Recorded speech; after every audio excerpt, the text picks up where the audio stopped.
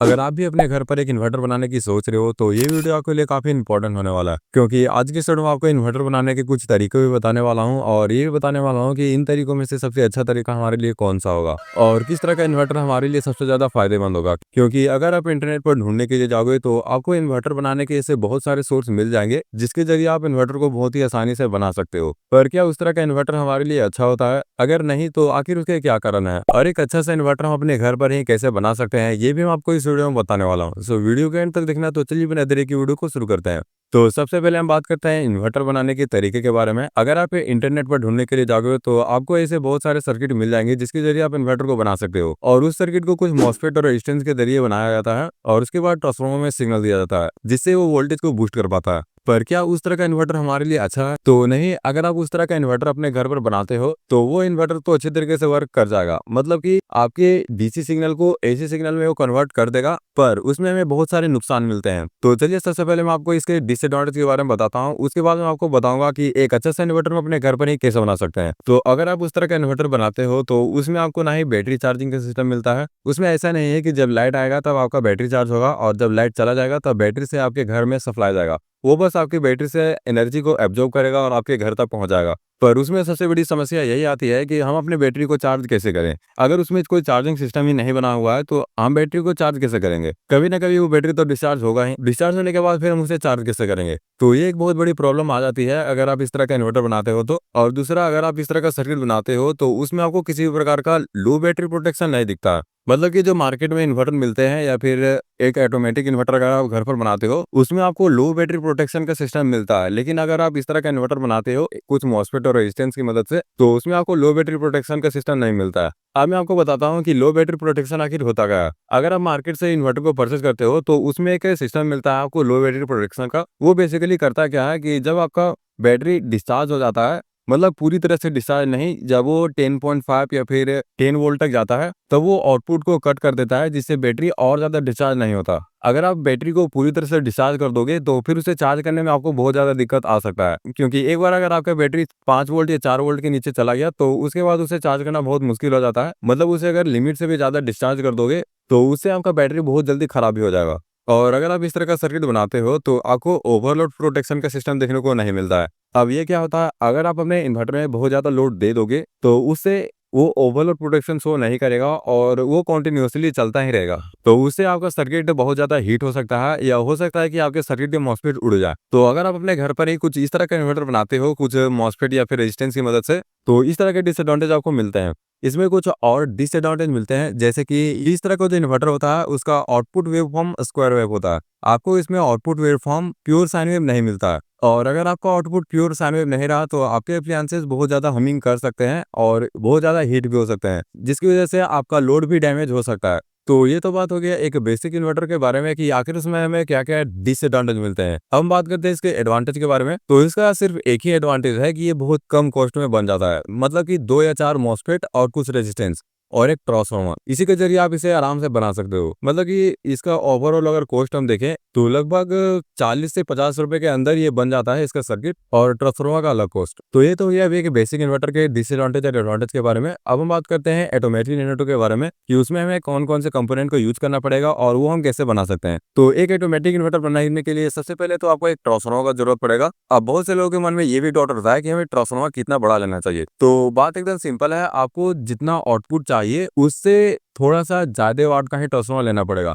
अब for example मुझे 200 वाट का आउटपुट चाहिए तो मुझे ट्रांसफार्मर 220 या फिर 240 वाट का लेना पड़ेगा। अब बहुत लोगों के मन में ये भी डाउट रहता है कि कितना एम्पियर का ट्रांसफार्मर लेना चाहिए। अब मान लो आप अपने सर्किट में 12012 का ट्रांसफार्मर यूज कर रहे हो, कितना एम्पियर का ट्रांसफार्मर लेना चाहिए? 5 एम्पियर या फिर 10 एम्पियर? तो बात एकदम सिंपल है कि आपको वाट इक्वल करना पड़ेगा। तो अब आपको एक ऐसा ट्रांसफार्मर लेना पड़ेगा जो कम से कम 200 वाट का आउटपुट डिलीवर कर सके। तो अगर आप इसके ओवर वोल्टेज को देखोगे तो ये 24 वोल्ट तक का आउटपुट प्रोवाइड कर सकता है। अब अगर आप 5 एम्पियर का ट्रांसफार्मर लेते हो तो आउटपुट आपको मिलेगा लगभग 120 वाट और अगर हम ट्रांसफार्मर की एफिशिएंसी वगैरह इसमें ऐड करते हैं तो आपको लगभग 96 वाट तक का आउटपुट मिल सकता है।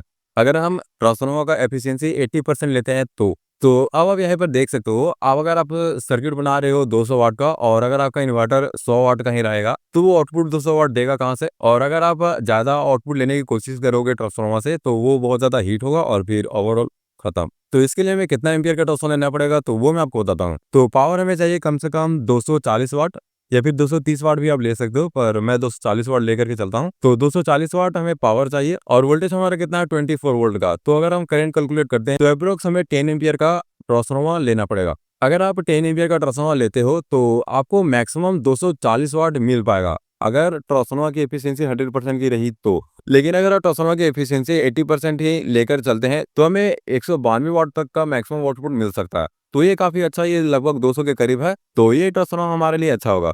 तो मैंने आपको बता दिया कि आपको कौन सा ट्रांसफार्मर लेना है और आप कैलकुलेट कैसे कर सकते हो कि कितने वाट के इन्वर्टर के लिए हमें कितने वोल्ट और एम्पियर का ट्रांसफार्मर लेना पड़ेगा। तो ये तो बात हो गया ट्रांसफार्मर के बारे में। अब हमें एक ऐसा सर्किट चाहिए होगा जो कि 12 वोल्ट डीसी करंट को 12 वोल्ट एसी में कन्वर्ट करे, क्योंकि ये जो ट्रांसफार्मर होते हैं वो डीसी करंट पर वर्क नहीं करते हैं, वो सिर्फ एसी करंट पर वर्क करते हैं। अब यहाँ पर भी आपके पास दो ऑप्शन मिलते हैं। अब अगर आप मार्केट में पीसीबी बोर्ड खरीदने जाओगे तो आपको कुछ इस तरह का भी सर्किट मिलेगा और कुछ इस तरह का भी। अब अगर आप इस तरह का सर्किट परचेस करते हो तो ये आपको प्योर साइन वेव आउटपुट कर देगा, पर इस तरह के सर्किट से आप अपने बैटरी को चार्ज नहीं कर पाओगे, क्योंकि ये जो पीसीबी है वो सिर्फ डीसी करंट को एसी करंट में कन्वर्ट करने का काम करता है और फिर इसके आगे अगर आप ट्रांसफार्मर लगाते हैं तो वोल्टेज को बूस्ट कर ही देगा। तो अगर आपके पास सोलर है तो आप ये वाला पीसीबी का यूज कर सकते हो, क्योंकि सोलर के जरिए आपका बैटरी चार्ज हो जाएगा और बैटरी से फिर आप पावर ले सकते हो। पर अगर आपके घर में सोलर है फिर भी मैं आपको ये रिकमेंड नहीं करूंगा, क्योंकि जो ऑटोमेटिक इन्वर्टर सर्किट होते हैं उसमें और इसमें ज़्यादा डिफरेंस नहीं होता है, मतलब 50 से 100 रुपये का ही डिफरेंस आता है। तो बेहतर होगा कि आप ऑटोमेटिक इन्वर्टर का सर्किट ही परचेस करो, क्योंकि उसमें आपको ये सारे फीचर मिल जाते हैं, जैसे कि battery charging, low voltage protection, output waveform, overload protection और सेफ्टी भी इसमें बहुत ज़्यादा मिलता है आपको। तो इसलिए अगर आपके पास बैटरी चार्ज करने का कोई माध्यम है तो आप ये वाला पीसीबी परचेस कर सकते हो, लेकिन इसमें आपको मैंने बता दिया कि आपको बैटरी चार्जिंग का सिस्टम नहीं मिलेगा। और अगर आपके पास बैटरी को चार्ज करने का कोई माध्यम नहीं है तो आप ये वाला इन्वर्टर परचेस कर सकते हो। इस इन्वर्टर से आप अपने बैटरी को भी चार्ज कर सकते हो। इसमें आपको लो बैटरी प्रोटेक्शन ही मिल जाता है। इट मीन्स अगर आपका बैटरी 10.5 या फिर 10 वोल्ट के अप्रोक्स आ जाता है तो उस केस में ये इन्वर्टर पीसीबी आउटपुट को डिलीवर करना बंद कर देगा और एलईडी में लो बैटरी शो कर देगा, जिससे आपका बैटरी पूरी तरह से डिस्चार्ज नहीं होगा और बैटरी आपके लंबे समय तक चलेगा भी। और इसका आउटपुट वेवफॉर्म भी साइन वेव होता है, जिससे आपके घर के एप्लियंसेस खराब नहीं होंगे।